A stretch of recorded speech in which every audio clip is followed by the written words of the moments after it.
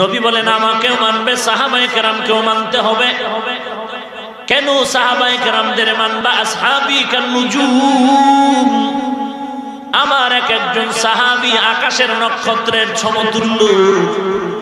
নবী আকাশের সমতুল্য নক্ষত্রের সাথে সাহাবার তুলনা কেন করলেন? আরবের মানুষ আকাশের নক্ষত্র দেখে ভাগ্য গণনা করে উন্নতি করত।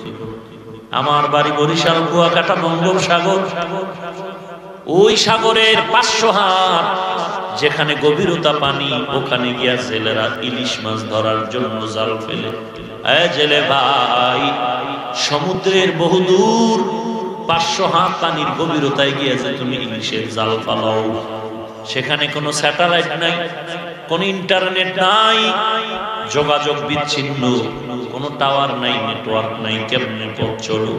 জেলেরা বলে রে ভাই, আকাশের নক্ষত্র দেখে দেখে আমরা পথ নির্ণয় করে পথের কিনারায় চলে যাই। আল্লাহর নবী বলেন আমার এক একজন সাহাবী নক্ষত্রের সমতুল্য বলে বললাম। নক্ষত্র দেখে দেখে আরবের মানুষ যেমন ভাগ্যের পরিবর্তন ঘটায়, উন্নতি সাধন করে, তোমরাও আমার এক একজন সাহাবার থেকে এক একটা গুণ নিয়ে, আদর্শ নিয়ে জীবনের মধ্যে ঢুকাইয়া জান্নাতের লাইনে তোমরা উন্নতি সাধনে আগায়া যাও। এখান থেকে নির্যাস ফলাফল হলো, এই জমিনের মধ্যে যারা সাহাবায়ে কেরামের বিরোধিতা করে, হিংসার নজরে উম্মতের মাঝে সমালোচনা করে, আল্লাহর কসম এরা হলো সৃষ্টির শ্রেষ্ঠ বিয়াদব।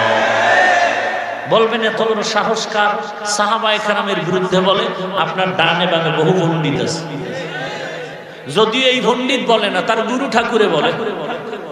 নাম বলতে চাই না রে বাবা, কারণ কাউকে আঘাত করা মাকসাদ না, উদ্দেশ্য হলো জাহান্নাম থেকে বাঁচবো, হেদায়েতের দরজায়। এরে নবীর উম্মতের দল, আল্লাহর নবী বলেন একদল জান্নাতি। তারা কারা? নবী মানে সাহাবা মানে। এবার বুঝবো নবীরে কেমনে মানা হয়। নবী বলেন আমাকে মানার অর্থ হলো আমার সুন্নতের আমল করা, সাহাবার আদর্শ মতো চলা, আল্লাহ পাকের মোহাব্বত নিয়ে চলো রে বান্দা। আল্লাহ বলেন ওই জান্নাত আমি মুমিনকেই দিব, তবে 2টা কর্মসূচি দিলাম, পালন করো। 1 নাম্বার কর্মসূচি, ঈমানটারে পরিশুদ্ধ করে না। 2 নাম্বারে তুমি নেক আমল করো। হিন্দু ভাইজান, গরিব অসহায়ের যদি টাকা পয়সা দেয়, এটা তো একটা ভালো আমল, ভালো না? ব্রিজ করে দিল, ভালো আমল। একজন আর ঘর নাই, ঘর করে দিল হিন্দু ভাই, তা ভালো কাজ করেছে। এই বিনিময়ে তো সে জান্নাত পাবে না, কারণ প্রথম পয়েন্ট ঈমান নাই। তাহলে বিধর্মীরা যে ভালো কাজ করে তার ফলাফল কি হবে? ইসলামের বিধানের সমাধান হলো দুনিয়াতে ঈমান হারা যারা ভালো কোনো কাজ যদি করে, আল্লাহ দুনিয়ায় তার ফলাফল দিয়ে দিবেন, পরকালে তারা কিছুই পাবে না। আল্লাহ বলেন জান্নাত যদি পেতে চাও 2টা কাজ করো। 1 নম্বরে ঈমানটারে পরিশুদ্ধ করে নাও, 2 নম্বরে নেক আমল করো। কেমনে পরিশুদ্ধ করবা? বলে অমুকের মতো। অমুককে আল্লাহ কোরআনে জবাব দিয়ে বলেন আমিনু কামা আমানান নাস।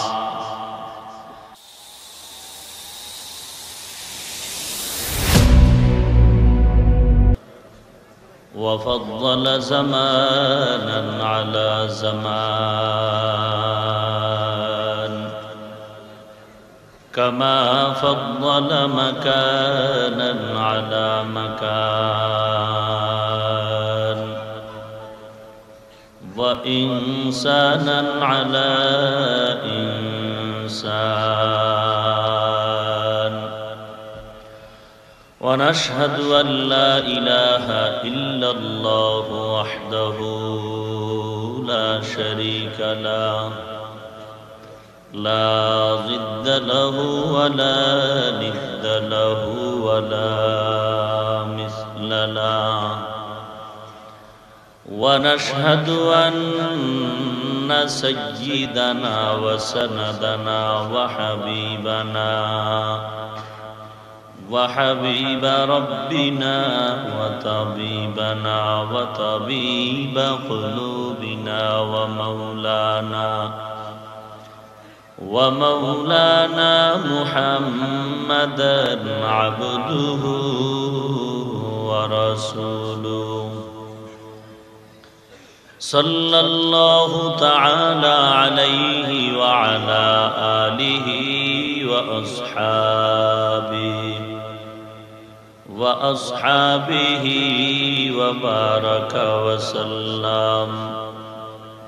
وبارك وسلم تسليما كثيرا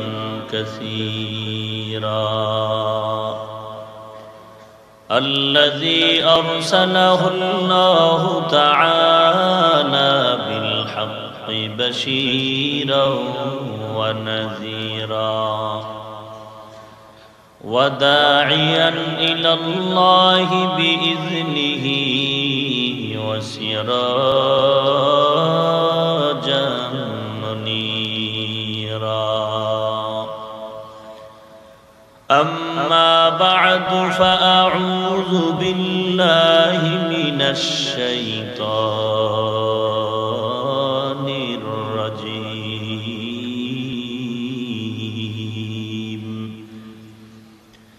بسم الله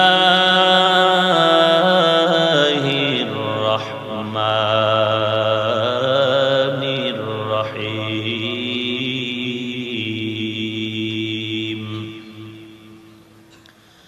إن الذين آمنوا وعملوا الصالحات كانت لهم جنات الفردوس نزلا وقال النبي صلى الله عليه وآله وسلم لا طاعة لمخلوق في معصية الخالق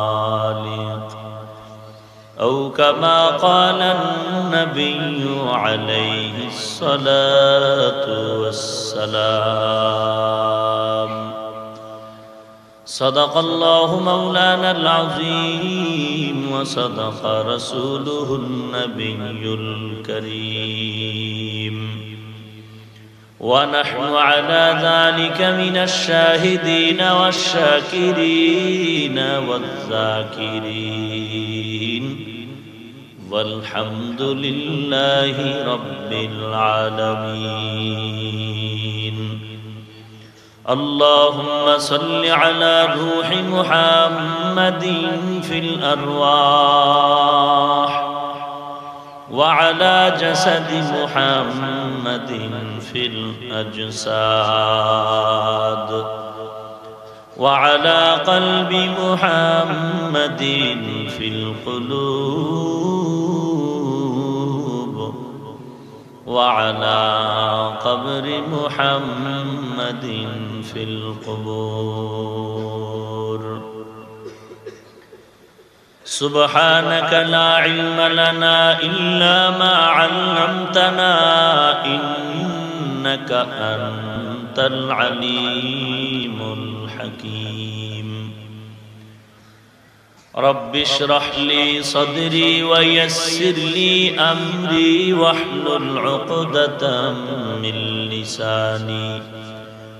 واحلل عقدة من لساني يفقه قولي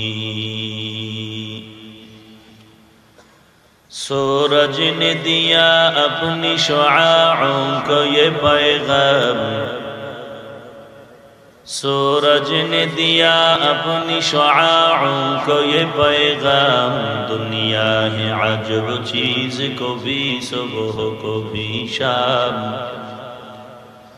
दुनिया है अजब चीज को भी सुबह को भी शाम दुनिया में हो दुनिया का तलबगार नहीं हो दुनिया में हो दुनिया का तलबगार नहीं हो बाजार से गुजर हो खरीदार नहीं हो बाजार से गुजर हो खरीदार नहीं हो।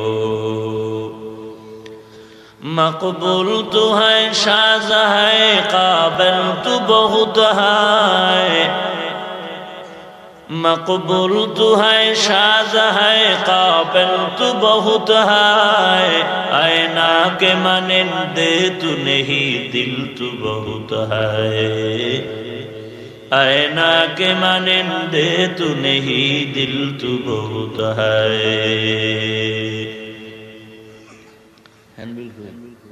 قال النبي صلى الله عليه وآله وسلم إن بني إسرائيل تفرقت على 72 ملة وتفترق أمتي على 73 ملة كلهم في النار إلا ملة واحدة قالوا من هي يا رسول الله قال ما أنا عليه وأصحابي أو كما قال النبي عليه الصلاة والسلام رحمة للعالمين বলেন إن بني إسرائيل নিশ্চয়ই বানি মানে সন্তান আওলাদ ইসরা মানে বান্দা ইল মানে আল্লাহ নিশ্চয়ই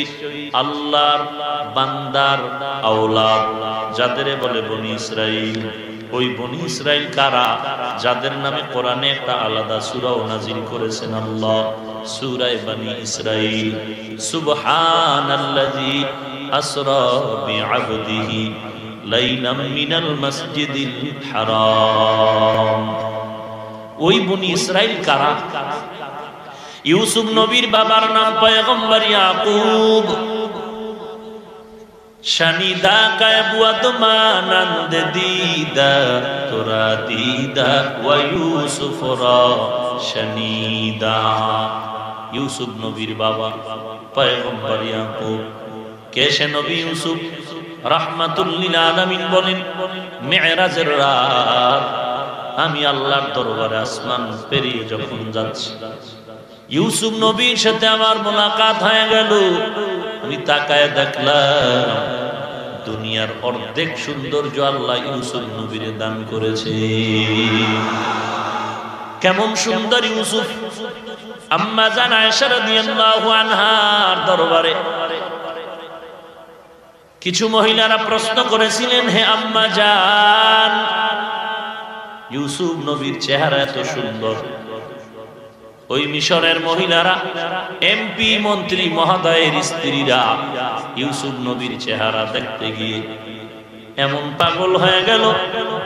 ইউসুফ নবীর এক সময়ের স্ত্রী জুলাইখা তাদের হাতে ফল দিয়েছিল আর ছুরি দিয়েছিল। ইউসুফ নবীর সাজাইয়া যখন নিয়ে যায় তখন ওই মহিলারা ইউসুফ নবীর চেহারা দিয়ে বিমুগ্ধ হয়ে এমন তাকাইল। এদিকে ফল কাটার অনুমতি যখন দেওয়া হয়, ইউসুফ নবী চলে যাওয়ার পরে তাকায় দেখে তাদের ফল কাটার পরিবর্তে হাতের কবজি পর্যন্ত কেটে ফেলেছে। আমগো নবী কত সুন্দর!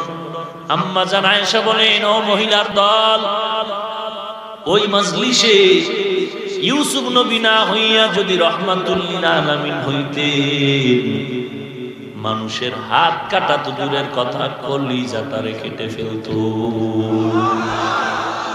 ইমামুল আউয়ালিন আল আখিরিন বহরে সাদকা রাহমাতাল লিল আলামিন সাইয়্যিদুল কাউনাইন খাতমুল মুরসালিন আখির আমদ বুদ ফখরুল আউয়ালিন শুদ্ধ ওজুদাশ রাহমাতাল লিল আলামিন মসজিদে উশুদ হামার জমিন।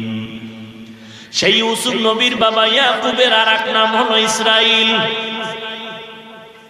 ওই নামে নামকরণে ইয়াকুব নবীর পরবর্তী বংশধর যারা তাদেরকে বলে বনি ইসরাইল। এরা ধর্মীয় লাইনে দুই দল। এক দল মুসা নবীর উম্মত হওয়ার দাবিদার, আর একদল ঈসা নবীর উম্মত হওয়ার দাবিদার। মুসা নবীর উম্মত বনি ইসরাইলদের বলে ইহুদি, ঈসা নবীর উম্মত যারা বনি ইসরাইল তাদের বলে নাসারা বা খ্রিস্টান। যদিও রাহমাতুল লিল আলামিন পৃথিবীতে আগমনের পরে পৃথিবীর সব ধর্মগুলো বাতিল বলে ঘোষণা হয়ে গেল।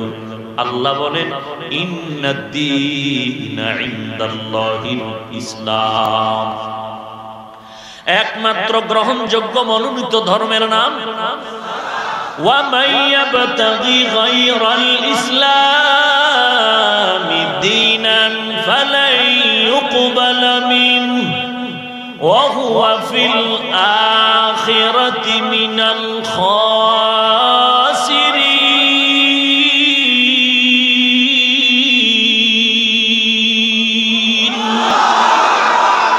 কালামে জিন্দা কুরআনে হাকিম, হিকমতে উলা ইয়াজালসতু কাদিম, জামিউল ইলম ফিল কুরআনে হাকিম, তাকাসারাত আনহু ওয়াফামুর রিজালি। আল্লাহ বলেন একমাত্র পিওর খাঁটি মাকবুল ধর্মের নাম ইসলাম। এতটুকু বলে আল্লাহ শেষ করেন নাই, আল্লাহ পাল্টা বলে দিলেন তাদেরকে যারা অন্য ধর্মের স্লোগান দাও, ইসলাম ব্যতীত অন্য ধর্ম যারা অবলম্বন করবে, সমর্থন করবে, আল্লাহ বলেন এদের দুনিয়াটাও বরবাদ, এদের পরকালও বরবাদ। কি বুঝলেন? আল্লাহর কোরআন দ্বারা বুঝলাম ইসলাম ধর্ম ছাড়া অন্য ধর্ম যারা পালন করবে, একদিকে তাদের দুনিয়াও শেষ, অপরদিকে পরকালও তার ধ্বংস। তাহলে যেই মেহমান আল্লাহর বান্দারা বলেন ধর্ম যার যার, উৎসব তার মানে কি? বিবাহ যার যার, বউ সবার। নাউজুবিল্লাহ কেন? আগেরটা আউজুবিল্লাহ, এটা নাউজুবিল্লাহ কেন? বিবাহ যার যার, বউ সবার, এই কথাটা যেমন মানবতা বিরোধী একটি কথা, ঠিক ধর্ম যার যার নাকি উৎসব সবার কথাটাও আল্লাহ বিরোধী, কোরআন বিরোধী কথা। এরে নবীর উম্মতের দল, নামাজ নাই, রোজা নেই, এরপর কি কয় হুজুর থেকে ভালো আছে। বলেনি? ব্যাপারটা কেমন হলো? মুরগি চোর, কিশোর রাতের বেলা মুরগি চুরি কইরা ম্যাডাম রে গিয়া কয় তাড়াতাড়ি রান্না কর, খাইয়া আর ঘরে যাবো, আমি ফ্রেশ হয়ে আসতেছি। আল্লাহর বান্দা ম্যাডাম কি মুরগি দিয়ে ফ্রেশ হওয়ার জন্য গেল, ফ্রেশ হইতে গিয়া পুরো গোসল করলো, আইসা দেখে ম্যাডাম এখনো রান্না করে না, মুরগি বয়া কি জানি বাঁচতেছে। ম্যাডাম এত দেরি কেন? তুমি দিলেই হয় নাকি, বুঝো না? মুরগির ভেতরে চিকন চিকন তীক্ষ্ণ কিছু হারাম রগ আছে, এগুলো বাঁচতে হয়। আল্লাহর বান্দা কয় ম্যাডাম চুরি করা মুরগির আবার হারাম রগ বাঁচো কি বল? মুরগি চুরি করা হারাম রগ বাঁচার উপায় কি? বান্দা তোমার ইমানেরই দুর্বলতা, নামাজ নাই, তোমার দিল পরিষ্কারের আর স্লোগানের অর্থ কি? রাসূল বলেন যারা নামাজ পড়ে না তারা পৃথিবীর শ্রেষ্ঠ চোর। তাহলে নবীর কথায় যারা চোর, এদের দিল আর কত ভালো। এরে আল্লাহর গোলাম, রাহমাতুল লিল আলামিন উম্মতদের জানায় দিলেন, হেরে উম্মত, বনি ইসরাইলদের ব্যাপারে নবী বলেন ওই বনি ইসরাইলেরা এত বড় দামি, জমিনের মধ্যে বসতেন, আল্লাহর আসমান থেকে খানা আসতো, ভুনা ছোট ছোট পাখি আর হালুয়া। মুসা নবীরে বললেন, ও মুসা, উম্মতেরা খানা পাইলেই যেন খেয়ে নেয়, অতি চালাকি করে যেন কালকের জন্য খানা রেখে না দেয়। চালাক উম্মত, চালাক ভালো, অতি চালাক ভালো না।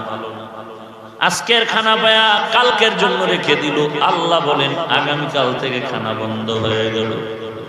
নবীজি বলেন ওই বনি ইসরাইলেরা অতি চালাকি করে যদি খানার ফাজলামি না করত, আমরাও আল্লাহ তো আসমানের খানা ডাইরেক্ট পেয়ে যাইতাম। রিজিকের মালিক কে? কয়দিনের জন্য? কিছুদিন? সব সময়? আংশিক না পরিপূর্ণ? তাহলে পীরের কাছে চান কেন? তুমি যেই পীরের কাছে চাও, শুধু চাই না, বলে পীর আমাকে ধনী বানায় দেন। পৃথিবীর সব পীর, তার থেকে শ্রেষ্ঠ আমার নবী। নাকি নবীর থেকে আপনার পিসাব দামি? বললে ঈমান থাকবে? ঈমান একদিকে দৌড় দিবে, আর একদিকে বউ তালাক হয়ে যাবে। ভাইরা আমার, পীর সে কেমন ধনী জানো? মুরিদেরটা খাইয়া খাইয়া পেট তিমি মাছ বানায় ফেলছে। তিমি মাছ, নীল তিমি আছে সমুদ্রের ভেতরে। এক একটা নীল তিমির দৈনিক খানার তালিকা হলো 1000 কেজি চিংড়ি মাছ। কে খাওয়ায়? এরকম শত শত হাজার হাজার মাছ কেউ না খায় মরে নাই। সকালবেলা ডানা মেলে পাখি খোলা আসমান উড়ে, সন্ধ্যাবেলা নিজের পেট ভরে বাচ্চার খানা নিয়ে বাসায় হাজির হয়ে গেল। জংলার একটা প্রাণীও না খায় মরে না। মানুষ কেন না খায় না খায় দুঃখ পাও? কারণ অথচ ওই জংলার প্রাণীর থেকে মানুষ দামি, নীল তিমি থেকে মানুষ বড় দামি। এই মানুষ কেন দামি? মানুষ খানায় কষ্ট পাবে, ওরা কেন পায় না? কারণ হলো ওরা যেই জন্য আল্লাহ বানাইছেন ওই গোলামি তারা ঠিক মতো করতেছে। আমরা মানুষ আল্লাহ দেওয়া সব পাওয়ার পর আল্লাহর গোলামি না করার কারণে আমরা ধুকে ধুকে কষ্ট পাই। এরে নবীর উম্মতের দল, আল্লাহর নবী বলেন ওই বনি ইসরাইল আল্লাহর নিয়ামত পেয়ে পেয়ে মাস্তানি করে করে নিজেদের মধ্যে 72টা দল হয়ে গেল। আমি নবী তাদের থেকে বড় দামি, আমার উম্মতেরাও বড় দামি। আমার উম্মতেরা নিজেরা দলাদলি করে আরো একটা বাড়বে কত? 73 দল। নবী বলেন কুল্লুহুম ফিন্নার ইল্লা মিল্লাতান ওয়াহিদা। সব উম্মতেরা জাহান্নামী, সব, তবে একদল জান্নাতে যাবে। টোটাল দল কয়টা? 73। একদল যদি জান্নাতে যায়, বাকি জাহান্নামে কয় দল যাবে? বলুন, এই কথাটা আপনারা আজকে নতুন শুনলেন, আরো আগেও শুনছেন। আজকে আর একটু গভীরভাবে শুনে যান। এই যে 72 দল জাহান্নামী, খবরদার ভালো করে মুখস্থ করে নেন। এরা কেউ হিন্দু না, বৌদ্ধ না, বেদিন না, বেঈমান না, সব 72 দল জাহান্নামী, সবাই মুসলমান। এবার একটু চিন্তা করেন, নাকে তেল লাগায় ঘুমাবেন নাকি করবেন? 72 দল জাহান্নামী, কেউ হিন্দু না, বৌদ্ধ না, খ্রিস্টান না, ইহুদি না, সব মুসলমান। তবে এদের জাহান্নামীর মেয়াদ কিছুদিন হবে, চিরস্থায়ী না। কিছুদিন পর আল্লাহ দয়া করে শাস্তির মেয়াদ শেষ হলে আবার জান্নাতে দিয়ে দিবে। আরো আস্তে করে বলে চিন্তা করতেছে কেউ কেউ, জান্নাত তো একদিন আসবোই, আসবো না? তাহলে আর টেনশন কি? বিড়ি আরো বেশি করে টানো, অসুবিধা কি?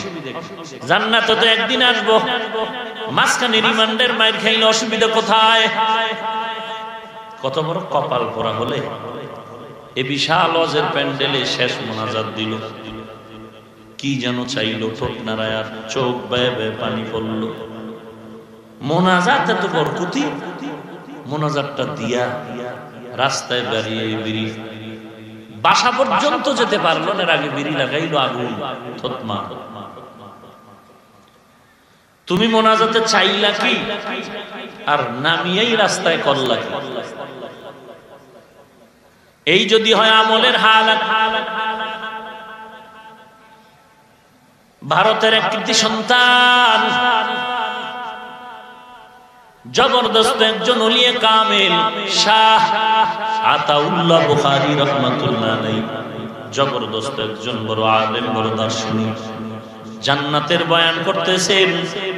মা তাশতাহি আনফুসুকুম, জান্নাত এমন একটা শান্তির ঘর যেখানে গিয়া যা চাইবে তাই। নোয়াখালীলা বরিশালীলা থাকলে তো পেস লাগবেই। দাঁড়ায় কয় হুজুর বিড়ি পাওয়া যাইব না? বিড়ি জান্নাতে যা চাবো পাবো, বিড়ি পাওয়া যাইব নি? শাহ আতাউল্লাহ বলেন বিড়ি যদিও পাও, বিড়ির আগুনের জন্য জাহান্নামে যেতে হবে। যেমন প্রশ্ন তেমন আকেলারা পেশা খামোশি বুয়াদ, পেশায়ে জাহেল ফরামোশি বুয়াদ। আল্লাহর নবী বলেন ৭৩ দলের মধ্যে এক দল জান্নাতি আর ৭২ দল জাহান্নামী। চিরস্থায়ী না, শাস্তির মেয়াদ শেষ হওয়ার পরে আর আবার জান্নাতে চলে আসবে। এটাই বাস্তব কথা। কিন্তু ওই বক্তা সাহেবের বয়ানের জবাব কি দিবেন? যেই বক্তা সাহেব বললেন আল্লাহ যদি একবার কাউকে জাহান্নামে দেয় আর জান্নাতে ফেরত নিবেন না। অথচ আমি স্পষ্ট বললাম, চ্যালেঞ্জ, ৭২ দল জাহান্নামী, এরা কিছুদিন জাহান্নামে থাকার পরে আল্লাহর দয়া জান্নাতে আসবেন। তাহলে বক্তা বলল আল্লাহ যাকে একবার জাহান্নামে দিবেন আর জান্নাতে নিবেন না। এই জন্যই ইসলামের একটা মূলনীতি আছে, কে বলে, মুনাফিকরা বলে কে বলে দেখিও না, কি বলে শুনো। ইসলামের স্লোগান হলো না না, কি বলে শোনার আগে কে বলে তারে যাচাই করে নাও। বক্তব্য শোনার আগে বক্তা যাচাই করো, বক্তা ভালো না খারাপ। ওয়াজ শোনার আগে ওয়াইজিন যাচাই করো, লেকচার শোনার আগে লেকচারার যাচাই করে নাও। যদি বক্তা ওয়াইজিন ভালো হয় বক্তব্য ভালো, ওয়াজ ভালো হবে, লেকচারার ভালো হলে লেকচার ভালো হবে। ভালোর সংজ্ঞা কি?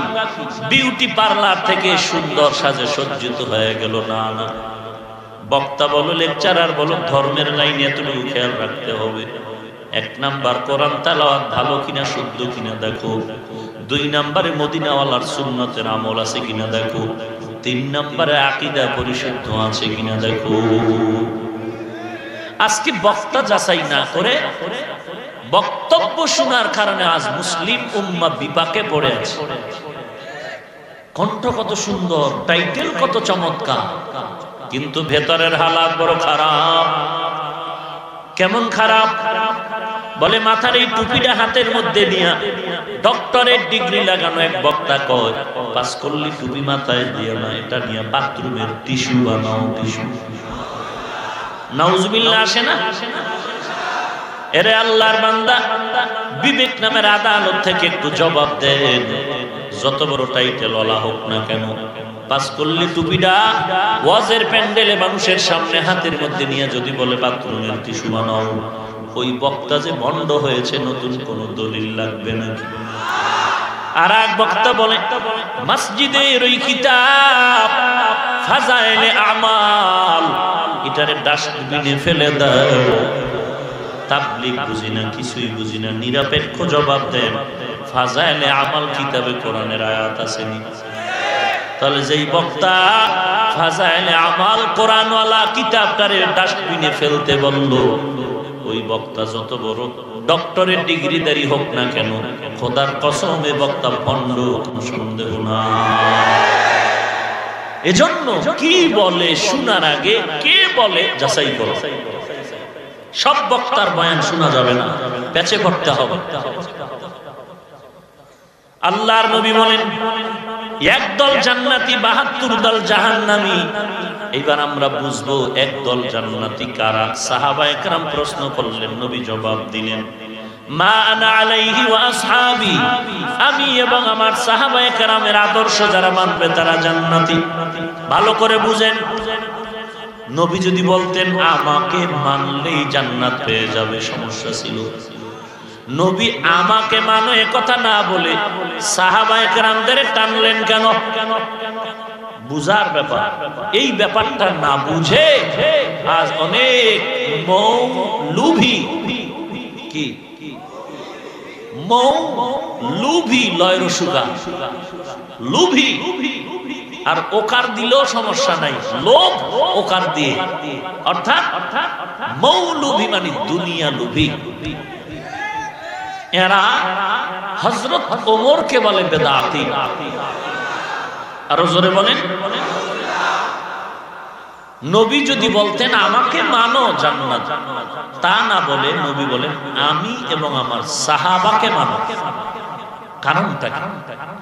কারণ হলো দুনিয়ার মানুষের জীবনে অনাগত যত সমস্যা আসবে সব সমস্যার সমাধান তুমি নবীর জিন্দেগি থেকে স্পষ্ট পাবে না। অনেক ক্ষেত্রে তোমার সাহাবায়ে কেরামের আদর্শের দিকে নজর দিতে হবে।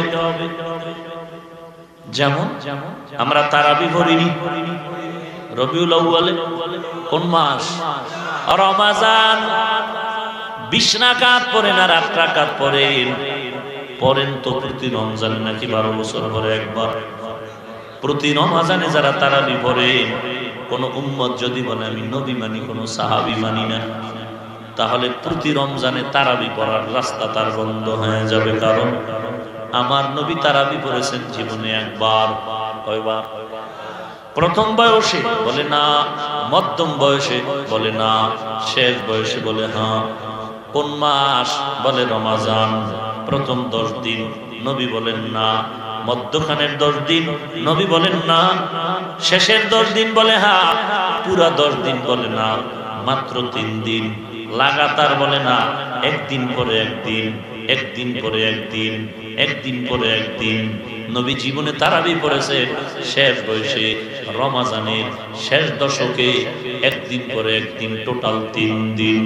যারা বলে আমরা নবী মানব, নবী শুধু নবী মানবে, সাহাবী মানবে না, রমাজানে পুরা তারাবি পড়া যাবে না।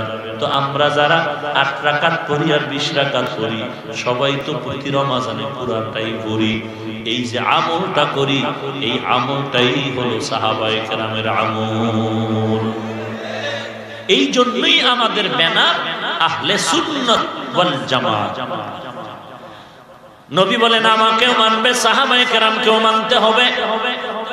কেন সাহাবায়ে কেরামদের মানবা? আসহাবী কান নুজুম, আমার এক একজন সাহাবী আকাশের নক্ষত্রের সমতুল্য। নবী আকাশের সমতুল্য নক্ষত্রের সাথে সাহাবার তুলনা কেন করলেন? আরবের মানুষ আকাশের নক্ষত্র দেখে ভাগ্য গণনা করে উন্নতি করত। আমার বাড়ি বরিশাল, কুয়াকাটা, বঙ্গোপসাগর। ওই সাগরের 500 হাত যেখানে গভীরতা পানি, ওখানে গিয়া জেলেরা ইলিশ মাছ ধরার জন্য জাল ফেলে। জেলে ভাই, সমুদ্রের বহুদূর 500 হাত পানির গভীরতায় গিয়েছে তুমি ইলিশের জাল ফালাও। সেখানে কোনো স্যাটেলাইট নাই, কোন ইন্টারনেট নাই, যোগাযোগ বিচ্ছিন্ন, কোনো টাওয়ার নাই, নেটওয়ার্ক নাই, কেমনে পথ চলো? জেলেরা বলে রে ভাই, আকাশের নক্ষত্র দেখে দেখে আমরা পথ নির্ণয় করে পথের কিনারায় চলে যাই। আল্লাহর নবী বলেন আমার এক একজন সাহাবী নক্ষত্রের সমতুল্য বলে বললাম। নক্ষত্র দেখে দেখে আরবের মানুষ যেমন ভাগ্যের পরিবর্তন ঘটায়, উন্নতি সাধন করে, তোমরাও আমার এক একজন সাহাবার থেকে এক একটা গুণ নিয়ে, আদর্শ নিয়ে জীবনের মধ্যে ঢুকাইয়া জান্নাতের লাইনে তোমরা উন্নতি সাধনে আগায়া যাও। এখান থেকে নির্যাস ফলাফল হলো এই জমিনের মধ্যে যারা সাহাবায়ে কেরামের বিরোধিতা করে, হিংসার নজরে উম্মতের মাঝে সমালোচনা করে, আল্লাহর কসম এরা হলো সৃষ্টির শ্রেষ্ঠ বিয়াদব। বলবেন এত বড় সাহস কার? সাহাবায়ে কেরামের বিরুদ্ধে বলে? আপনার ডানে বামে বহু পণ্ডিত আছে, যদিও এই পণ্ডিত বলে না, তার গুরু ঠাকুরে বলে। নাম বলতে চাই না রে বাবা, কারণ কাউকে আঘাত করা মাকসাদ না, উদ্দেশ্য হলো জাহান্নাম থেকে বাঁচবো, হেদায়েতের দরজায়। এরে নবীর উম্মতের দল, আল্লাহর নবী বলেন একদল জান্নাতি। তারা কারা? নবী মানে সাহাবা মানে। এবার বুঝবো নবীরে কেমনে মানা হয়। নবী বলেন আমাকে মানার অর্থ হলো আমার সুন্নতের আমল করা, সাহাবার আদর্শ মতো চলা, আল্লাহ পাকের মোহাব্বত নিয়ে চলো রে বান্দা। আল্লাহ বলেন ওই জান্নাত আমি মুমিনকেই দিব, তবে 2টা কর্মসূচি দিলাম, পালন করো। 1 নাম্বার কর্মসূচি, ঈমানটারে পরিশুদ্ধ করে না। 2 নাম্বারে তুমি নেক আমল করো। হিন্দু ভাইজান, গরিব অসহায়ের যদি টাকা পয়সা দেয়, এটা তো একটা ভালো আমল, ভালো না? ব্রিজ করে দিল, ভালো আমল। একজন আর ঘর নাই, ঘর করে দিল হিন্দু ভাই, তা ভালো কাজ করেছে। এই বিনিময়ে তো সে জান্নাত পাবে না, কারণ প্রথম পয়েন্ট ঈমান নাই। তাহলে বিধর্মীরা যে ভালো কাজ করে তার ফলাফল কি হবে? ইসলামের বিধানের সমাধান হলো দুনিয়াতে ঈমান হারা যারা ভালো কোনো কাজ যদি করে, আল্লাহ দুনিয়ায় তার ফলাফল দিয়ে দিবেন, পরকালে তারা কিছুই পাবে না। আল্লাহ বলেন জান্নাত যদি পেতে চাও দুইটা কাজ করো। এক নম্বরে ঈমানটারে পরিশুদ্ধ করে নাও, দুই নম্বরে নেক আমল করো। কেমনে পরিশুদ্ধ করবা? বলে অমুকের মতো। অমুককে আল্লাহ কোরআনে জবাব দিয়ে বলেন আমিনু কামা আমানান নাস। ঈমান আনো সাহাবায়ে কেরামের মতো ঈমান। কেমন সাহাবায়ে কেরামের ঈমান, কেমন তাদের ঈমান? জান্নাতের টিকিট হাতে পাইলেন 10 জন সাহাবা। প্রথম সিরিয়ালে আবু বকর, দ্বিতীয় সিরিয়ালে ওমর, 3 নম্বর সিরিয়ালে উসমান, 4 নম্বর সিরিয়ালে হযরত আলী। এরা দুনিয়াতেই জান্নাতের ওপেন টিকিট পেয়েছেন, নবীর মাধ্যমে আল্লাহ দিয়েছেন। কিন্তু সে আবু বকরের ঈমান কত পাকা! রাতের বেলা নামাজে দাঁড়ায় হাউ মাউ করে কান্না করে। নবী বললেন আবু বকর নামাজে দাঁড়ায় কাঁদলেন কেন? বলে কোরআন শরীফের একটা আয়াত পড়লাম, আমার চোখের পানি বের হয়ে গেল। কি সে আয়াত? আমি একটু আগে যে আয়াতটা আপনাদের শুনাইলাম, ইন্নাল্লাহা আশতারা মিনাল মুমিনিনা আনফুসাহুম ওয়া আমওয়ালাহুম বিআন্না লাহুমুল জান্নাহ। আল্লাহ বলেন মুমিনের জান্নাত আমি কিনে নিলাম, বিনিময়ে মুমিনকে জান্নাত দিলাম। নবী বলেন এটা তো খুশির খবর, কান্নার তো কিছু নাই। আবু বকর বলেন ও পয়গম্বর, আপনি জানেন আমি বিশাল ব্যবসায়ী, কাপড়ের দোকানদার। আমি আবু বকর কাপড়ের ব্যবসা করি। নবী আমার দোকান থেকে বহুদিন আগে একজন মহিলা কাপড় কিনে নিয়েছিল। আজকে সকালবেলা ওই মহিলা আমার দোকানের সামনে এসে বলে আবু বকর আমার কাপড়টা ফিরায় নিয়ে তুমি আমার টাকাগুলো ফিরায় দাও। আমি কাপড় নিয়ে টাকা ফিরায় দিলাম। বিদায় বেলা বললাম আম্মা জান আপনি কাপড় নিয়েছেন কবে? বলে বহুদিন আগে। কেন ফিরায় দেন? বলে সংক্ষেপ জবাব, তোমার কাপড় আমার পছন্দ হয়নি। আবু বকর বলেন আমি বললাম এ মা, কাপড় যদি পছন্দ না হয় এতদিন পরে দিলেন কেন? আগে আসেন নাই কেন? আল্লাহর বান্দি বলেন আবু বকর বহু আগে আমি আসতে চেয়েছিলাম, ব্যস্ততা আসতে পারিনি। এই দোকানওয়ালা ভাই, অনেক ব্যবসায়ী ভাইরা এখানে বসে আছেন। আল্লাহ কোরআনে বলেন আহাল্লাল্লাহুল বাই'a ওয়া হাররামার রিবা। আমি ব্যবসাকে হালাল করেছি, সুদ আমি হারাম করেছি। কারণটা কি? বলে সুদের দ্বারা ধনী আরো ধনী হয়, গরিব আরো ফকির হয়ে যায়। দেখেন না কি চমক লাগানো? 10 টাকার লটারি কিনো, যদি লেগে যায় 10-এ 40 লক্ষ টাকা।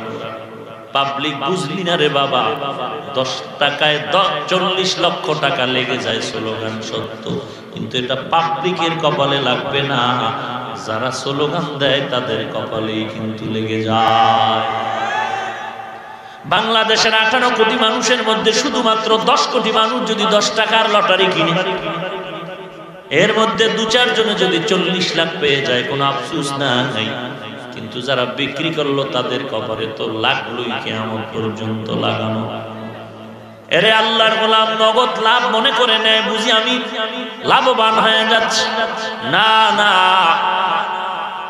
ভালো করে বুঝো।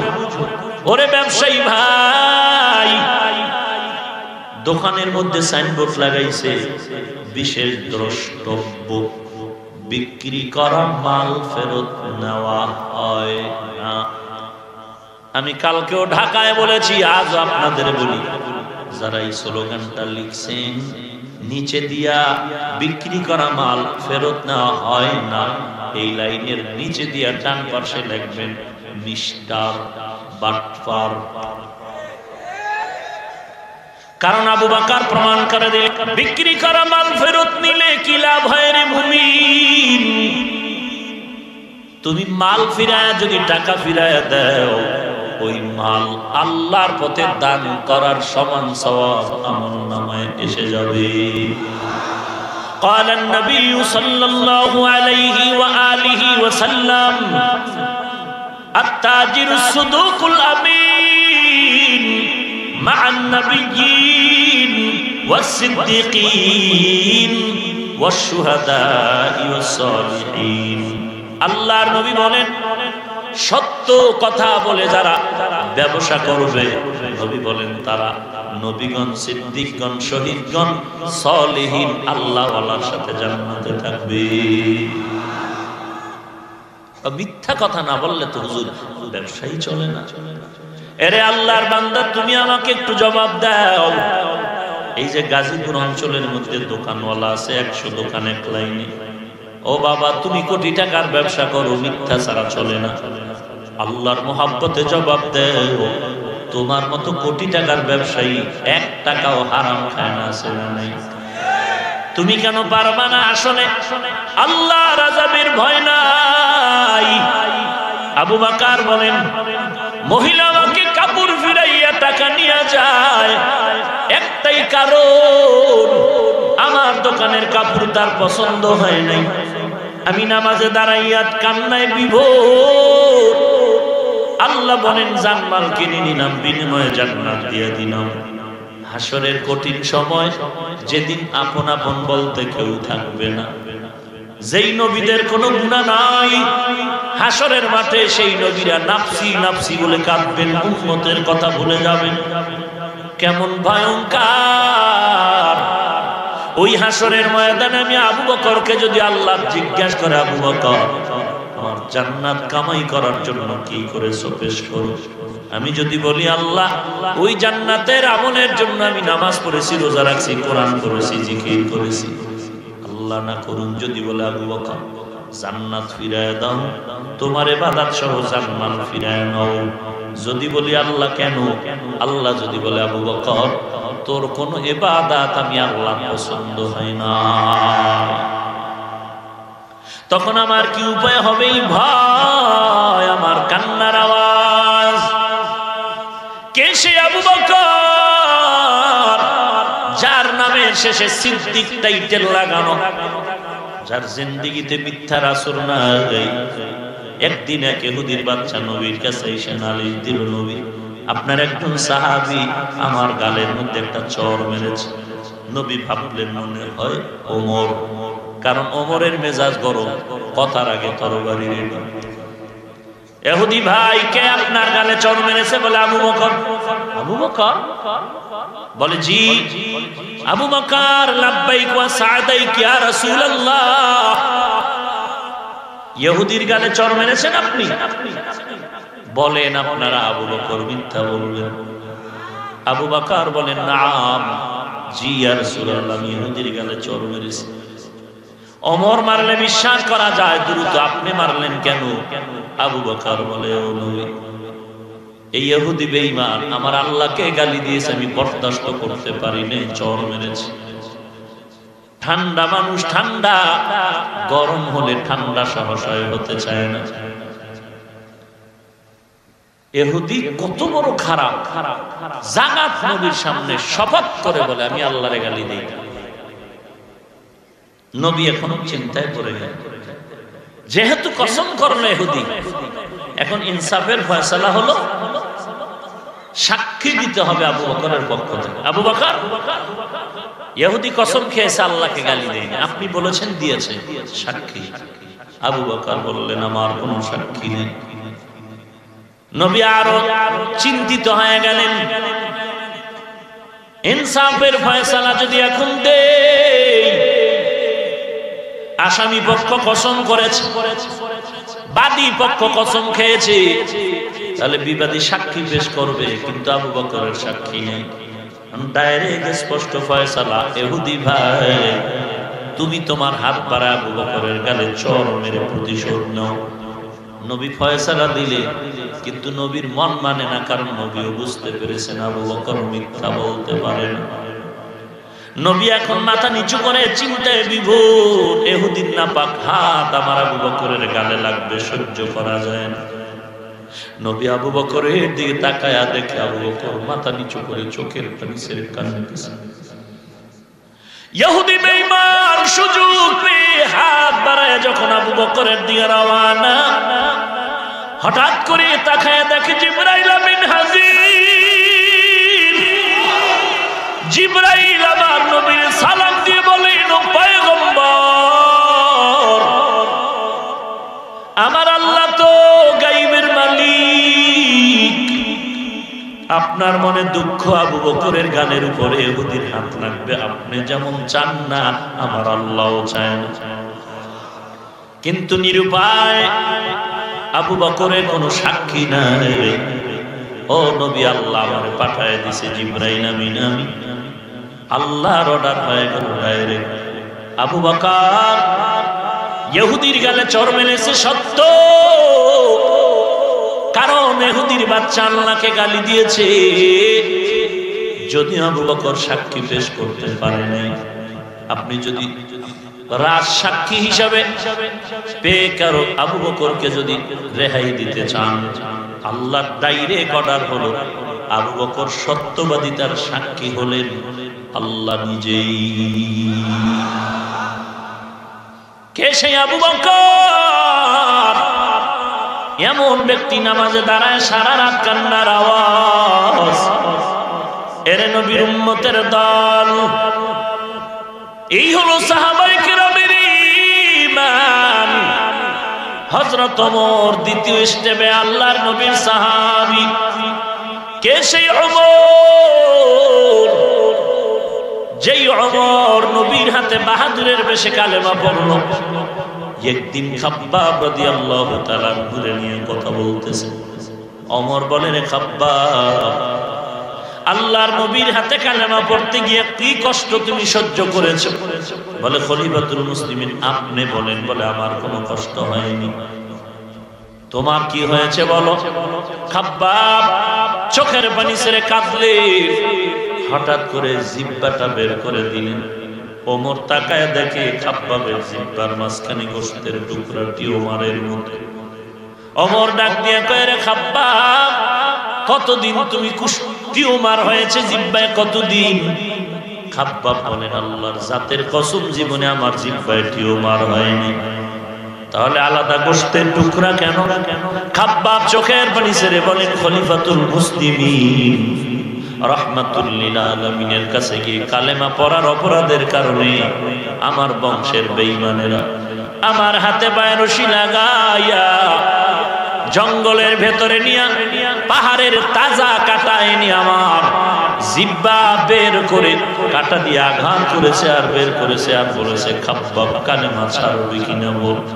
ওই বেঈমানের কাটার আঘাতে আঘাতে আমার জিহ্বার মাঝখানে টিউমারের মতো গোশত বেড়েছে।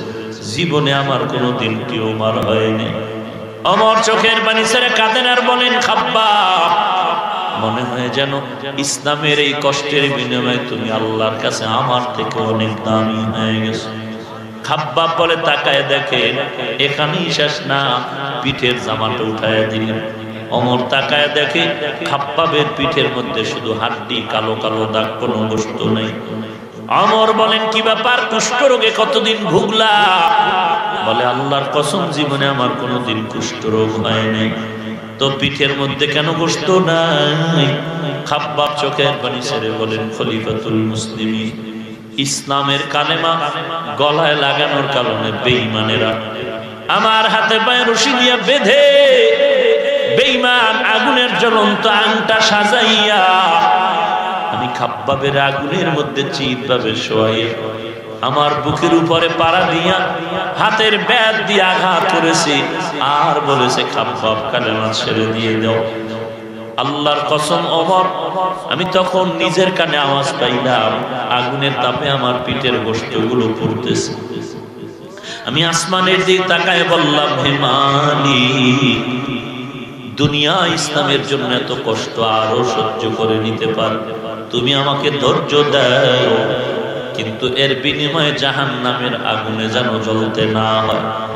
কারণ মদিনার নবী জাহান্নামের যে বয়ান করেছেন, এক জাররা পরিমাণ গুনাহ নিয়ে যদি কেউ কবরে যাও, রাহমাতুল লিল আলামিন বলেছেন গুনাহগারের জন্য কবর হবে জাহান্নামের টুকরা, দুই পার্শ্বের মাটির চাপ, জমিন থেকে 9,30,00,000 মাইল উপরে সূর্য, 13 লক্ষ গুণ বড় সূর্য, একটা মুখ জমিনে দেওয়া। রাতের বেলা সূর্য নাই, দিনই ছিল, এরপর এখন কেন ঘাম আর গরম? আল্লাহর নবী বলেন, হাসরের এই কঠিন দিন সূর্য মাথার উপরে নেমে আসবে, আর ওই সূর্যের 12টা মুখ জমিনের দিকে ফেরায় দিবে। আল্লাহর অর্ডার হবে, সূর্য তোর যত তাপ আছে জমিনে ছেড়ে দাও। সূর্যের তাপে জমিনটা তামা হয়ে যাবে, গুনাহগারের মাথার মগজগুলো ভাতের মারের মতো টকবক করে ফুরতে থাকবে। আল্লাহ রাগান্বিত এক মেজাজ নিয়ে কুদরতের জবানে আওয়াজ দিবেন, ওয়ামতাজুল ইয়াউমা আইয়ুহাল মুজরিমুন, ও গুনাহগারেরা নেককারদের থেকে আলাদা হয়ে যাও। দুনিয়াতে সবাই এক রাস্তায় চলছে, একই নদীর মাছ খেয়েছে, আমি বাধা দেই নাই, আজকে আমি আলাদা করব। কারণ নেককারেরা আমি আল্লাহকে পাওয়ার জন্য কত রাত ঘুমায় নাই। আল্লাহ নেককার যারা তাদের ডাকবেন, ও আমার আশিক পাগলের দল, তোমাদের সাথে আমি আল্লাহ আজ মোলাকাত দিব, আরশের নিচে গিয়ে অবস্থান করো। আমি আল্লাহর মহব্বত পাওয়ার জন্য কতদিন চলে গেল, ঠিক মতো খানাও পাও নাই। এত কষ্টের মধ্যে বান্দা নামাজ ছাড়ো নাই, টুপি ছাড়ো নাই। কত বান্দা টুপিওয়ালা গালি দিছে, নামাজি বলে গালি দিয়েছে, তারপর নামাজ বন্ধ করো নাই। আল্লাহ বলবেন, আরশের নিচে গিয়া বস, আমি আল্লাহ আজকে তোমাদের সাথে মোলাকাত করব। আর ফেরেশতাকে বলবেন, গুনাহগার গুলো এভাবে লাইন দাও, আমি বাম হাতে আমলনামা দিয়া জাহান্নামে পাঠায় দিব। গুনাহগার গুলো যখন আলাদা লাইনে দাঁড়াবে, আল্লাহ বাম হাতে আমলনামা দেওয়ার আগে বলবেন, এই নাফরমান, আমার দেওয়া পানি, আমার দেওয়া মাছ, আমার দেওয়া সূর্যের আলো, আমার দেওয়া সব নেয়ামত ভোগ করার পর এই বেঈমান আল্লাহকে মানে নাই, আলেমকে মানে নাই, বরং বিরোধিতা করেছে, এর সোজা হাতে আমলনামা দেওয়া যাবে না। এই বেঈমানের আমলনামা দেওয়ার আগেই শাস্তি দাও। এই বেঈমানের বুকের মাঝখান দিয়া ছিদ্র বানাও, এরপরে বুকের ছিদ্র দিয়া হাতটা ঢুকাইয়া পিঠের থেকে বের করো। আল্লাহর অর্ডারে ফেরেশতারা তাই করবে। হাতটা পেছনে চলে যাবে, আল্লাহ পেছনে আমলনামা দিয়া বলবেন, ইকরা কিতাবাকা কাফা বিনাফসিকাল ইয়াউম, কাফা বিনাফসিকাল ইয়াউমা আলাইকা হাসিবা। জীবনে কোথায় কি অপরাধ করেছো পড়ে দেখ। আল্লাহর ফেরেশতারা বলবেন, হে মালিক, বান্দার চোখ সামনে আমলনামা পেছনে কিভাবে পড়বে? আল্লাহ অর্ডার করবেন রাগান্বিত মেজাজ নিয়ে, এই বেঈমানের ঘাড় ধরে মোচড় দিয়া পেছনে ফিরায় দাও। আল্লাহর অর্ডারে ফেরেশতারা ঘাড় মোচড় দিয়া পেছনে ফিরায় দিবে। এরে নবীর উম্মত, বালিশে মাথা লাগে, একটু চিন্তা কর। আল্লাহর কোরআন, নবীর হাদিস যদি তোমার অন্তর বলে সত্য, গুনাহগার হয়ে কবরে গেলে হাসরের দিন আযাব হবে, এই কথাটাও সত্য। এই জন্যই তো বাবা তোমার পায়ে হাত রেখে আমি বারবার বিনয়ের সাথে বলি, টুপি পরো, তুমি রাজি হও না। উল্টা আমারে তুমি মাসআলা দাও, হুজুর টুপি এখন পরা যাবে না, মাথা গরম হয়ে যায়।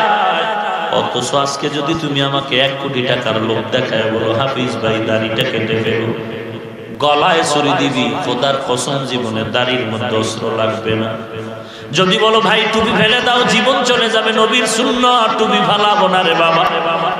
হযরত বেলাল নবীর বড় আশিক, গোসলের টাইমেও বেলাল টুপি নেড়ে চেপে ধরে গোসল করে, নবীর সুন্নাত মুহাব্বত।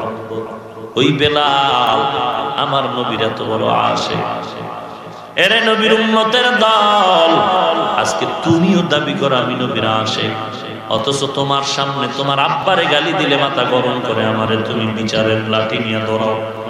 তোমার পীর সাহেবের বিপক্ষে দুইটা কথা বললে তুমি লাঠি মিছিল করো, অথচ তোমার কানে তুমি তো শুনতে পেয়েছো কত বেঈমান বলেছে নবীজির দাড়ি ছাগলের দাড়ির মতো ছিল, কত বেঈমান বলেছে নবী নাকি একটা সন্ত্রাসী নবী, কত বেঈমান বলেছে কোরআন শরীফ পুরান হয়ে গেছে পাল্টানো দরকার।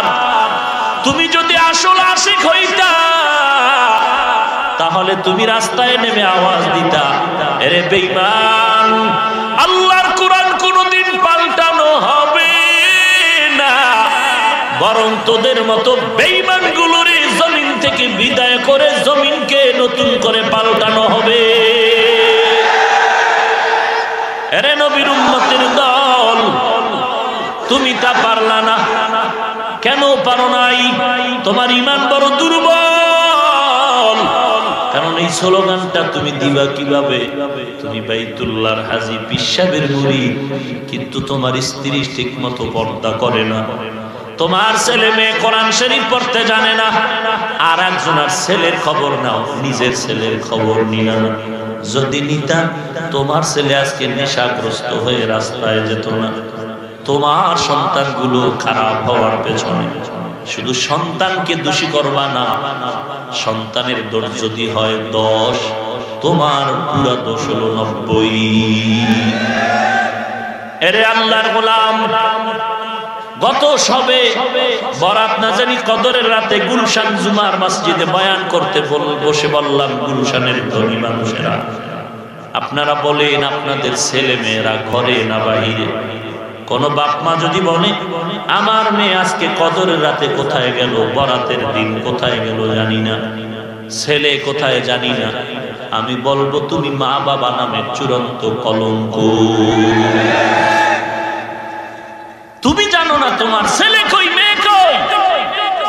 তুমি যদি আগের থেকে টাইট হয়ে যাইতা, তোমার ছেলে কলেজে ক্লাস করে, তোমার মেয়েটা স্কুলে ক্লাসে যায়, সকাল 8টায় চলে গেল, বিকাল 4টায় ঘরে আসবে, বন্ধু আর বান্ধবীদের আড্ডায় পড়ে 2 ঘন্টা লেট হয়ে গেল। ঘরে আসার পরে যদি ছেলে বা মেয়েটারে জিজ্ঞাসা করতারে বাবা মা 2 ঘন্টা লেট করলি কেন, জবাব দে, একদিনের ধমকে জিন্দেগি সোজা হয়ে যাইত রে বাবা। তুমি একদিনও জিজ্ঞাসাও করো না, বরং ছেলে আইসা সিরাজগঞ্জ এলাকায় শুনলাম ছেলে মাগরিবের নামাজ পড়ে ঘরে আসলো। ছেলে নামাজ পড়ে নাই মানে নামাজের পরে ঘরে আসে, বাবারে বলে 10,000 টাকা দাও, বাবায় জানে ছেলে টাকা নিয়ে নেশা পান করবে, বাবায় বলে 1 টাকাও দেওয়া যাবে না। সন্তানের মেজাজ গরম হয়ে গেল, দেরি না করে বাবার উপরে হামলা শুরু করলো। এক পর্যায়ে বাবার উপরে আঘাত, বাবারে মাটিতে ফেললো, এক পর্যায়ে বাবা রক্তাক্ত হয়ে গেল। মা আয়েশা সন্তানের পা জড়ায় কাঁদে আর বলে আর তোর বাবারে মারিস না। মার কান্না সন্তান না শুনে বাবাকে মাটিতে ফালাইয়া রক্তাক্ত করে বের হয়ে গেল। মা দরজা আটকায়া চিরদিনের জন্য নিয়ত করেছে, বাবা দরজা যদি ভেঙেও দেয় আজ আর দরজা খোলা হবে না। কিন্তু গভীর রাত, হেদায়েতের মালিক আল্লাহ এক ওয়াজের সামনে দিয়া হুন্ডা চালায়া যাচ্ছিল, হঠাৎ কোরআনের আওয়াজ পাইয়া বান্দা দাঁড়ায় গেল। দাঁড়ায়া কোরআনের কথা কেমন যেন দিল টানতেছে, চুম্বকের মতো এবার বসে গেল। মা বাবার খেদমতের বয়ান শুনে যুবক কেমন কাদাই কাঁদলো। চিরস্থায়ী তওবা করে বান্দা রাতের বেলা বাড়িতে রওনা। দরজায় ধাক্কা দেয় আম্মা জান, দরজাটা খুলে দেয়। মা নিয়ত করেছে আর খুলবেন। যখন সন্তান হাউমাউ করে কান্না শুরু করলো, মায়ের যতই নিয়ত থাক না কেন সন্তানের কান্না তো মা সহ্য করতে পারে না, দ্রুত দরজা খুলে দিল। আর খোলার পরে মা সন্তানের হাত জড়ায় বলে বাবা খবরদার তোর রুমে গিয়ে তুই ঘুমা। বলে মা বাবা কই? বলে বিছানায় শুয়ে কান্না করতেছে। বলে মা আমি ওখানে যাবো, কয় না না ওখানে যাস না, তোর পায়ে ধরি আর বাবার মনে কষ্ট দিস। সন্তান কান্না করে বলে মা আমার মেজাজ এখন আর গরম নাই, তওবা করে এখানে আসছি। ও মা আমি জীবনে ভুল করেছি, আমার বাবার পায়ে হাত রেখে একটু ক্ষমা চাওয়ার সুযোগ দাও, আর আমি অন্যায় করব না। মা সন্তানের চোখের পানি দেখে বিব্রত হয়ে গেল। সন্তান দরজা খুলে বাবার মাথায় চুমু খায়, পা জড়ায় বলে রে বাবা জীবনে কত অপরাধ করেছি, মাফ করে দাও। তোমার সাথে অন্যায় করেছি, তুমি মাফ না করলে আমার নাজাতের কোনো রাস্তা খোলা নেই। আমি জীবনে বহু অন্যায় করেছি। ও যুবক আল্লাহর গোলাম, এরে পর্দার আড়ালের মা, আমি হাফিজুর রহমান ও মায়ের সন্তান, তুমিও মা। আজ এই জমিনে কত আলেম, কত শীতের মধ্যে ঠান্ডা পেরিয়ে তুমি বয়ান শোনার জন্য, তোমার কি একটু মন চায় না রে আল্লাহ আমি এরকম একজন কোরআনওয়ালার মা বাবা হয়ে কবরে যাই? কি বলবো আপনাদের, ঢাকার রানী বিচারপতি একজন টপ লেভেলের উপরের দায়িত্বে। 9 তারিখ জানুয়ারির সিলেটে গেলাম, পথিমধ্যে আমার এক বন্ধুবর ব্যারিস্টার ফোন দিয়ে বললেন হুজুর আমাদের কোর্টের এক টপ লেভেলের দামি বিচারপতি আপনার ভক্ত কথা বলবে, পায় না। আমি বললাম মোবাইলটা ধরায় দেন। কিছুক্ষণ পর মোবাইল ধরায় দিলেন। সালামু আলাইকুম। ওয়া আলাইকুম আসসালাম। হুজুর বহুদিন ধরে আপনাকে খোঁজ করি, পাই না, আমি আপনার একজন ভক্ত, অমুক এলাকায় আমার বাড়ি, এলাকায় যদি একটু সময় দিতেন আমি কোরআনের মাহফিলের আয়োজন করতাম। হুজুর আমি এখনো প্রতি রাতে আপনার মোবাইলে বয়ান চালায়, বিছানায় শুয়ে পড়ি। আমি বললাম এবছর তো সুযোগ নাই, আল্লাহ যদি কবুল করেন আগামীতে দেখা হবে ইনশাআল্লাহ। বলে হুজুর দ্বিতীয় আর একটা পরামর্শ, আমার স্ত্রীর সাথে আমি পরামর্শ করেছি, আমার একটা ছেলে সন্তান আছে 6 বছরের উপরে। আমি ফাইনাল সিদ্ধান্ত করেছি আমার সন্তানটারে আমি হাফেজে কোরআন বানাবো। কিভাবে, কোথায়? আমি বললাম আপনি একটু দেখা যদি হতো, আপনার সাথে কথা বলা যেত। কোথায় বাসা? বলে অমুক জায়গায়, ঢাকায়। আমি বললাম আমি গুলশানে জুমা পরে একটু দেখা করবেন। বলেন জি হুজুর আপনি কোন জুমা আসবেন? আসতে বলেন আসবেন। আমি আগামী জুমার কথা বললাম, গতকালও কথা হলো, বলে আমি আগামী জুমায় 10টার দিকে এসে আপনার বয়ান শুনতে আসবো। ওখানে কথা হবে। হেদায়েতের মালিক আল্লাহ। ও বান্দা তুমি আজকে নামাজ নাই, রোজা নাই, পর্দা নাই, বলো তুমি আল্লাহর বিধান নবীর তরিকা বাদ দিয়া কত আরামে আছো। আর আমাকে জিজ্ঞাসা করো আমি নবীর তরিকা টুপিদারি নিয়া নামাজ পড়ি, শীতের মধ্যে ফজরের নামাজে ঠান্ডা পানি দিয়ে ওযু বানাইতে যে কি কষ্ট, বলার অপেক্ষা রাখে। বলো আমি কত অশান্তিতে আছি। আল্লাহর শপথ করে বলি এই জমি নবীর আদর্শওয়ালা কোরআনওয়ালাদের মতো শান্তিতে সম্মানে কেউ নাই। এটা টাকার কিনা সম্পদ নয়, এটা আল্লাহ প্রদত্ত এক সম্মান। এলাকার যুবক, স্কুলে পড়ো, কলেজে পড়ো, ভার্সিটিতে পড়ো, চাকরি করো, ব্যবসা করো রে বাবা, তোমার পায়ে হাত ধরে ধরে বলি রে বাবা কেন তুমি দিনের পথে আসতে চাও না? ডানে বামে তাকায় দেখো তোমার মতো কত যুবক স্কুলে পড়ে নামাজ ছাড়ে না, তোমার মতো যুবক র্যাব আর্মি পুলিশ বিডিআর নামাজ বাদ দেয় না, তোমার মতো যুবক ব্যবসা করে চাকরি করে 1 টাকাও হারাম খায় না, তুমি কেন পারো না রে বাবা? আসলে জাহান্নামের ভয় নাই, তওবা করে নাও, কয়েকদিন আর যৌবনের বাহাদুরি করবা। খেলার মাঠে কত বন্ধু ছিল, আজকে অনেকেই কবরে চলে গেল। লেখাপড়ার টেবিলে কত বন্ধুদের আড্ডা, আজকে অনেকেই নাই। একদিন মসজিদের খাট তোমার বাড়ির দরজায় এসে দাঁড়ায় যাবে, তুমিও থাকবে। কিসের আড্ডায় পড়লা রে বাবা? বালিশে মাথা লাগায় ঘুমের সময় একটু চিন্তা করিও, ঘুমের মধ্যেও তো কত মানুষ মরে যায়। এরে আল্লাহর গোলাম, হেদায়েতের মালিক আল্লাহ, হেদায়েতের মালিক আল্লাহ। সেদিন আপনাদের ঢাকার পাশে কোন এলাকায় জানি বয়ান করলাম, জায়গা মনে নাই। মোনাজাতের পর লাইনে দাঁড়ায় মানুষেরা মোলাকাত করে, সালাম মুসাফা করে। হঠাৎ করে একজন যুবক আইসা কয়, হুজুর আমি আপনার পুরা বয়ান মোবাইলও শুনি, কেন শুনি? আমি হিন্দু। আমার মাথায় একটু হাত দিয়ে দোয়া করেন। কন্ত কি দোয়া করতে পারে? আল্লাহর কাছে দোয়া করলাম, হে মালিক মেহেরবানি করে তুমি হেদায়েতের নূর এই বান্দার সিনায় ঢুকায় দাও। এরে যুবক আল্লাহর গোলাম, আজ আমি টুপি রাখলাম, নামাজ পড়ি, পর্দা করি, হালাল খাই, বলো কই আমার খানাও তো বন্ধ হয় নাই। তুমিও 3 বেলা খাও, আমিও 3 বেলা খাই, তুমিও ঘুমাও, আমিও ঘুমাই, তুমিও বিবাহ শাদী করতেছো, আমিও করেছি, তুমিও ঘুরো ফিরো, আমিও ঘুরি ফিরি, কই খানাও বন্ধ হয় না, স্বাধীনতাও বন্ধ হলো না। এরে আল্লাহর বান্দা, রাখবো রাখবো, নামাজ পড়বো পড়বো বলতে বলতে 40 বছর 60 বছর হয়ে গেল, আর কবে?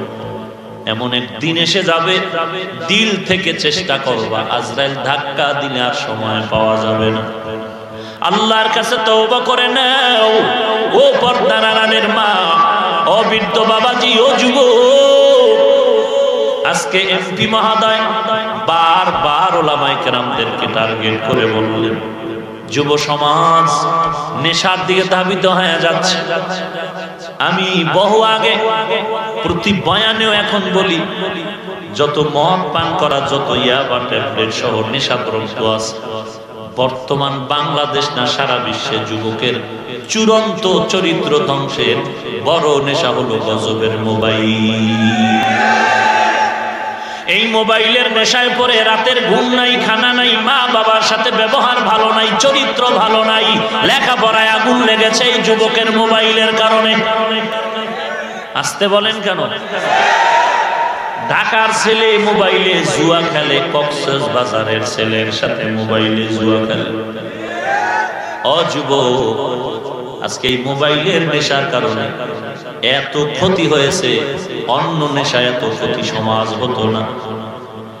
এই যে এক নেশা, এর থেকে আমি টুপিওয়ালাও পরিত্রাণ পাওয়ার কোনো পথ নাই, কোনো পথ নাই। অনর্থক ছবি তোলা হারাম, কিন্তু এমপি সাহেবের মতো দামি দামি মানুষ যদি পাশে দাঁড়ায়, হুজুরের দিকে তাকান, মোবাইল সামনে নিয়ে একটু তাকাইবেন, কিছু করার আছে? কথা বলেন না কেন? তাহলে বাঁচতে পারতেছি না। এই যে অনর্থ, আমিও বিপদগ্রস্ত, উম্মতেরাও বিপদগ্রস্ত। এরে আল্লাহর গোলাম, এই মোবাইলে সব শেষ। মা বাবা সন্তানের মাঝে দ্বন্দ্বের মাঝখানে এই ফাটল ধরাইল মোবাইল। লেখাপড়া ধ্বংসের দ্বার প্রান্তে নিয়ে গেল মোবাইল। আজকে যদি একটা ছেলেরে ধরে বলি মদ পান করবি না, ছেলে আমার বয়ান শুনে তওবা করবে। একটা যুবকরে যদি বলি আর ইয়াবা ট্যাবলেট খাবি না, যুবক আমার সাথে কসম খায় বলবে, হুজুর আপনি বলছেন আর খাবো না। কিন্তু মোবাইলের ব্যাপারে যদি কসম করাই, রাগে ডরেও যদি কসম খায়, এই নেশার থেকে যুবকের ফিরানো যাচ্ছে না। বাবা দোয়া চাই, হুজুর দোয়া করে ছেলের মোবাইল কিনে দিচ্ছে। কেন? বলে পরীক্ষায় ভালো নাম্বার পাইছে, ওয়াদা ছিল, কমিটমেন্ট, মোবাইল দাও। মেয়ে নাই বলে, হ্যাঁ মেয়ের তো আরো 3 মাস আগে দিচ্ছে।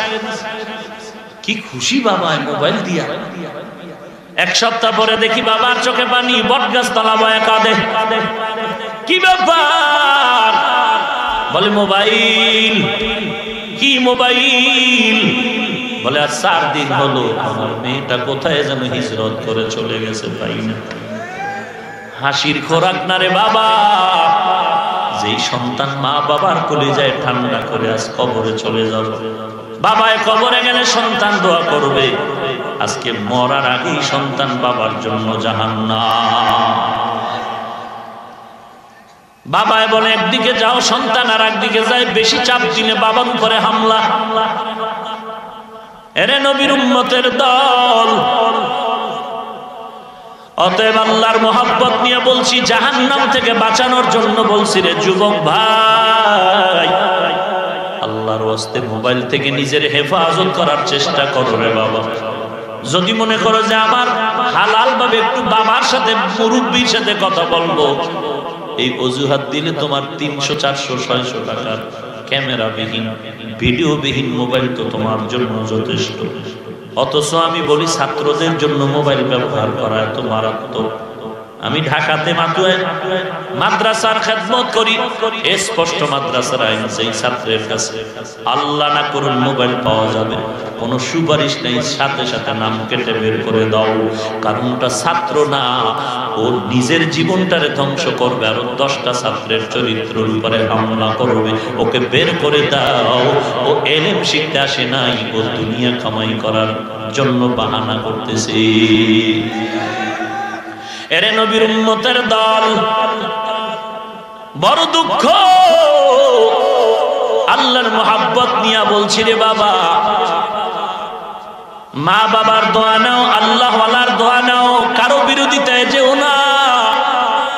নামাজ পড়ো, স্কুলে পড়ো, নামাজ পড়ো, কলেজে পড়ো, নামাজ পড়ো, র্যাব আর্মি চাকরি করো, নামাজ পড়ো, ব্যবসা করো, নামাজ ঠিক মতো আদায় করো, আল্লাহর কাছে ক্ষমা চাও।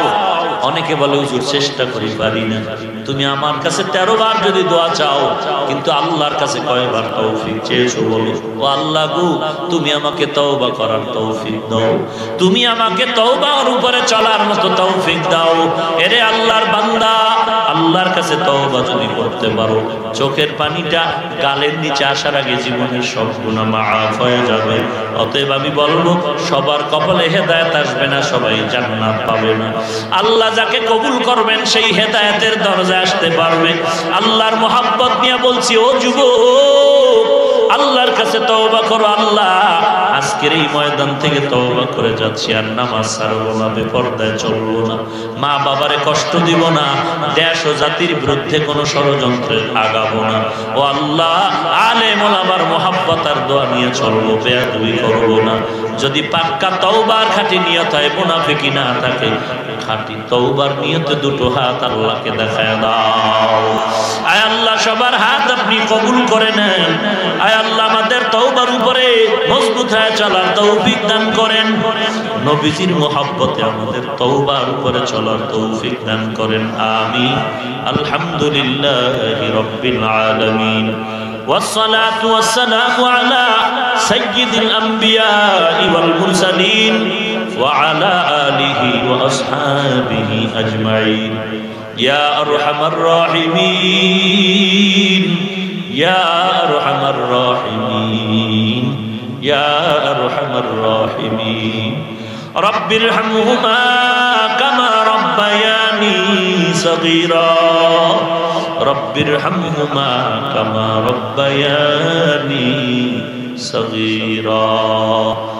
ও দয়ার মালিক, আমরা গুনার বোঝা মাথায় নিয়ে আপনার দরওয়াজায় হাজির। কুদরতের নজর দিয়ে দেখেন কত উলামায়ে কেরামরা হাত তুলেছে, সাদা দাড়িওয়ালা কত মুরব্বী হাজী সাহেব, আয় আল্লাহ, কত ব্যবসায়ী, কত শ্রমিক, কত চাকরিজীবী, কত যুবক, কত ছাত্র ভাই, কত ছোট ছোট বাচ্চা, পর্দার আড়ালের কত মা বোনেরা হাত তুলেছে।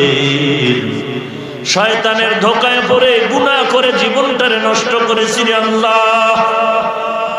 তওবার দরজায় ফিরে আসছি রে মালিক। গুনার কারণে আজ আমার হাত না পাক, চোখ না পাক, অন্তর না পাক। আজ তওবার দরজায় ফিরে আসছি, গুনাহ করব না রে আল্লাহ। মেহেরবানি করে তওবা কবুল করে নেন।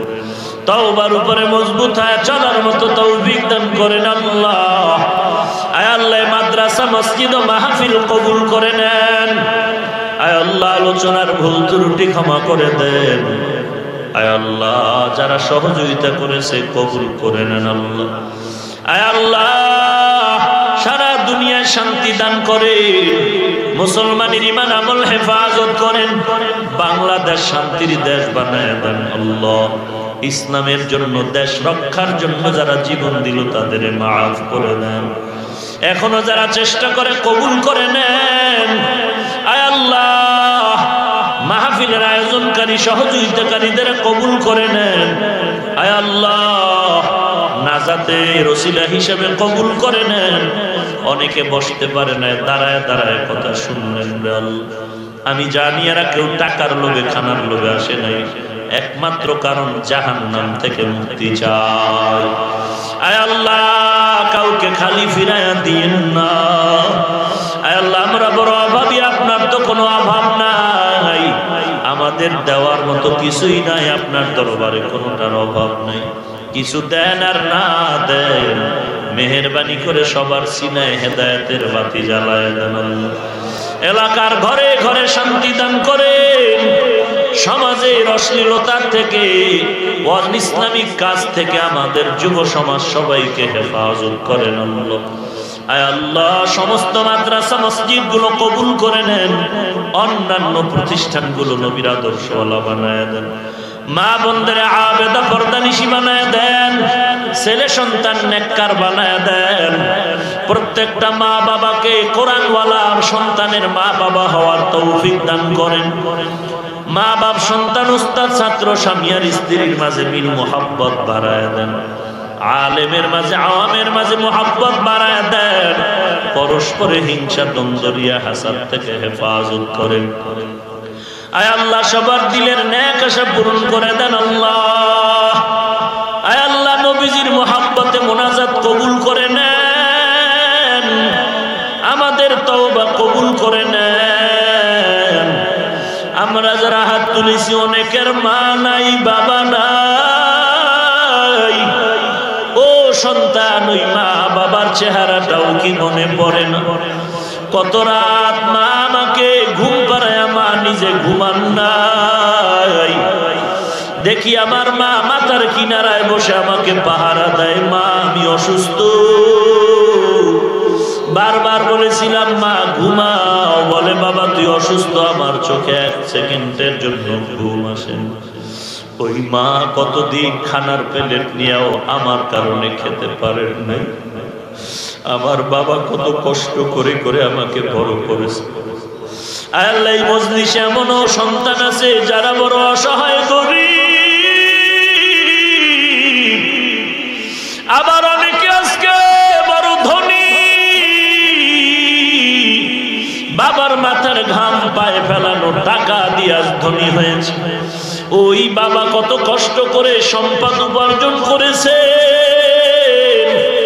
কত বাবা মাথার ঘাম পায়ে ফেলে দিন নাই রাত নাই কাজ করে কিছু অর্থ সম্পদ জোগাড় করেছে, কিন্তু নিজে ভোগ করে যেতে পারেন না। সন্তান এই ভোগের সামগ্রী নিয়ে বেঁচে আছে। বাবার মনের কষ্ট নিয়ে বাবা কবরে শুয়ে আছে। ওরে সন্তান ওই মা বাবার চেহারাটাও কি মনে পড়ে না? ওই মা বাবার জন্য কি মায়া হবে না রে সন্তান?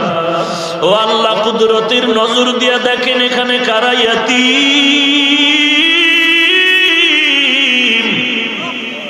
গুনার কারণে দিলটা পাথর, চোখে পানি নাই।